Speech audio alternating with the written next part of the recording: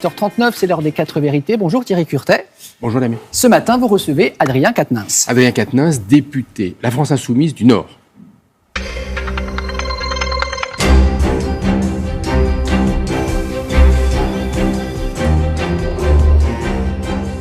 Adrien Quatennens, bonjour. Vous êtes du côté de Châteauneuf-sur-Isère pour les universités d'été de la France Insoumise. C'est un rendez-vous militant. Comment vous êtes-vous organisé pour respecter les distanciations sociales et les barrières anti-Covid ? Écoutez, jusqu'au bout, nous étions prêts éventuellement à faire une version numérique de ces amphis d'été, mais nous avons choisi de maintenir ce rendez-vous et d'appliquer un protocole sanitaire extrêmement exigeant. Pour tout vous dire, on va au-delà même des obligations fournies par le gouvernement et notre protocole a été validé par la préfecture de la Drôme. Il y aura donc la distanciation sociale, la distribution de masques gratuits sur le site, du gel hydroalcoolique et tout ce qu'il faut pour assurer le fait que la vie démocratique et politique puisse continuer sans que cela ne veuille dire prendre des risques sanitaires. Alors le gouvernement va présenter dès la semaine prochaine son plan de relance, on en connaît les grandes lignes, 100 milliards. Est-ce que vous auriez fait la même chose ? Est-ce que les priorités sont respectées ? Écoutez, pendant la France Insoumise, pendant la campagne présidentielle, proposait d'investir 100 milliards pour la planification écologique, on nous disait c'est impossible. Là, le gouvernement propose un plan de relance du même montant. Bon, en réalité, petite entourloupe au passage, c'est que dans ces 100 milliards qui sont pour l'essentiel un effet d'affichage, il y a quelques dizaines de milliards qui ont déjà été dépensés lors des précédents plans de finances rectificatives. Je pense par exemple au chômage partiel. Donc c'est d'abord et avant tout un effet d'affichage. Mais surtout, et le plus important, c'est que le gouvernement nous propose un plan de relance sans aucune politique de relance. Il n'y a rien dans ce plan pour soutenir la consommation populaire, la consommation des ménages. Il n'y a rien pour mettre à contribution les plus hauts revenus. Et puis surtout, c'est encore une fois la politique de l'offre dans laquelle s'entête Emmanuel Macron qui se figure que pour relancer l'activité de ce pays et l'économie, et même pour faire la transition écologique, il suffirait en quelque sorte d'arroser les entreprises d'aide publique sans contrepartie environnementale et sociale. On voit ce que ça produit à cette heure. Ça produit par exemple Sanofi qui distribue, pour ne citer que celui-là, plus de 3 milliards de dividendes à ses actionnaires et qui continue de licencier.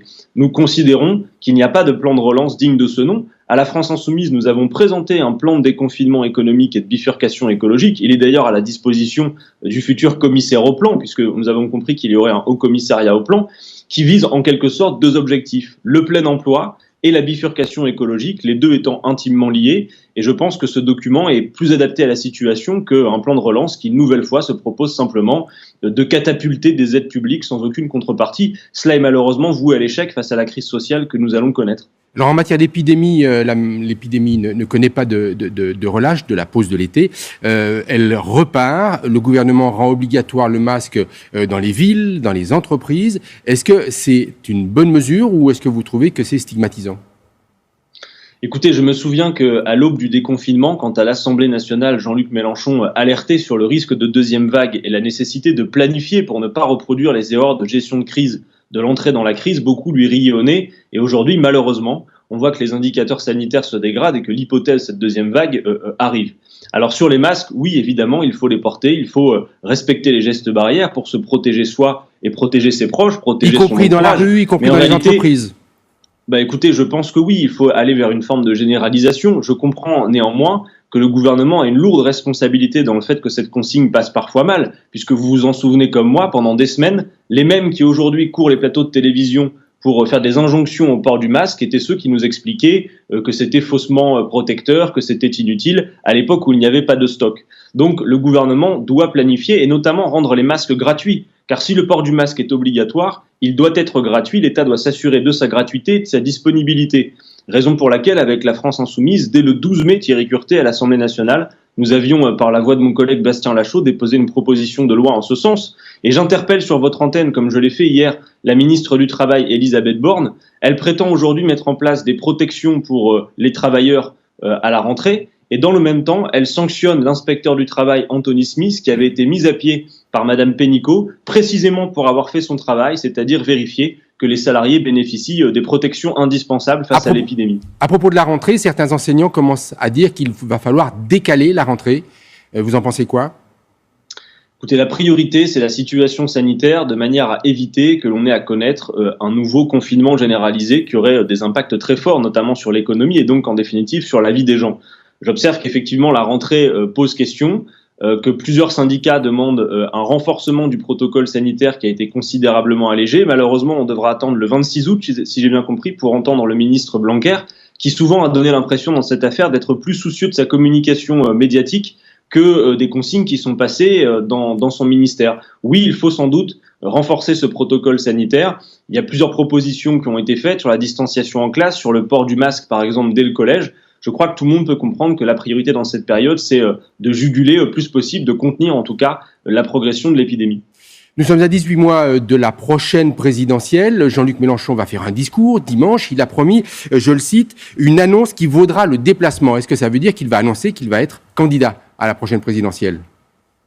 Écoutez, je lui laisse la primeur du suspense et puis un peu de patience à vous toutes et tous. En tout cas, au-delà de la question de sa candidature, et moi je vous le dis, ce n'est un secret pour personne, je pense que Jean-Luc Mélenchon est toujours le mieux placé pour représenter notre famille politique et que compte tenu de son expérience, il ferait non seulement un bon président de la République, mais surtout le dernier de cette 5e République qui est complètement à bout de souffle, et on le voit au vu de l'impasse dans laquelle nous sommes confrontés. Mais le moment que nous vivons est un moment éminemment politique. Cette crise du Covid-19 est un révélateur puissant d'un modèle avec lequel il faut rompre. C'est l'échec de ceux qui ont préféré le grand déménagement du monde à la relocalisation des productions indispensables, de ceux qui ont préféré le libre marché, et on voit ses conséquences à l'État et la planification. Bref, à bien des égards, et c'est la raison pour laquelle nous avons remis à jour notre programme L'Avenir en commun, parce qu'un programme n'est pas un objet marketing, c'est un choix de société avec des propositions concrètes. Et dans le cadre de ces amphis d'été, nous réaffirmons en quelque sorte le fait que ce programme est la contribution des Insoumis à la période que nous vivons. Et je pense que si chacun s'y repenche, eh bien ce programme est tout à fait adapté aux enjeux du moment et aux défis futurs, notamment la question du changement climatique, qui nous somme d'agir et d'agir vite. Dernière question, je vous demande une réponse assez rapide. Emmanuel Macron s'apprête à nommer François Bayrou haut commissaire au plan. Vous souhaitez de la planification, vous. Est-ce que vous estimez que c'est une bonne mesure ou c'est juste un bâton de maréchal pour François Bayrou ? C'est incontestablement une belle victoire culturelle pour la France insoumise. Ça fait depuis que nous sommes nés que nous expliquons que face aux grands défis, et notamment à la question climatique, il va falloir planifier. D'un mot, il faut assumer de dire, par exemple, que pour créer de l'emploi dans ce pays, de l'activité pérenne, il faut aller vers un meilleur partage du temps de travail, sans doute diminuer encore le temps de travail. Et la planification écologique que nous appelons de nos voeux, et nous sommes disponibles pour le futur haut-commissaire au plan, M. Bayrou, s'il souhaite nous entendre, permettrait de créer beaucoup d'emplois. Je termine en vous citant cet exemple. La transition de notre modèle énergétique, la transition agricole et l'économie de la mer que nous appelons de nos voeux, ce sont des millions d'emplois, et je vous prie de croire que ce serait plus efficace que la croissance verte qu'appelle de ses voeux Emmanuel Macron. Donc s'il s'agit véritablement de planifier, eh bien banco, nous sommes disponibles. Merci, Monsieur Quatennens.